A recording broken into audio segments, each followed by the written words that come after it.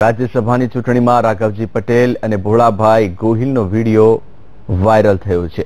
રાઘવજી પટેલના વાયરલ વિડીયોમાં જોઈ શકાય છે કે રાઘવજી પટેલ પોતાનો મત શક્તિસિંહ ગોહિલને બતાવી રહ્યા છે। તે દરમિયાન રાઘવજી અને શક્તિસિંહ વચ્ચે ચકમક થઈ હોય તેવું લાગી રહ્યું છે।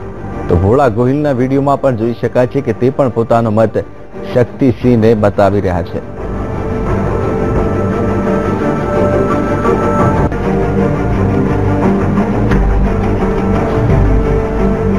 તો ભોળાભાઈ અને રાઘવજી પટેલે બંને પોતાનો મત શક્તિસિંહને બતાવી રહ્યા છે। બંને સ્ક્રીન પર જોઈ શકાય છે।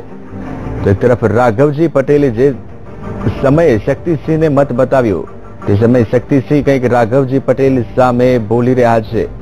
બંને વચ્ચે એક સામાન્ય બોલાચાલી થઈ હોય તેવું દ્રશ્યોમાં જોવા મળી રહ્યું છે। ભોળાભાઈ ગોહિલ અને રાઘવજી પટેલનો આ વિડીયો હાલ સોશિયલ મીડિયામાં વાયરલ થયો છે।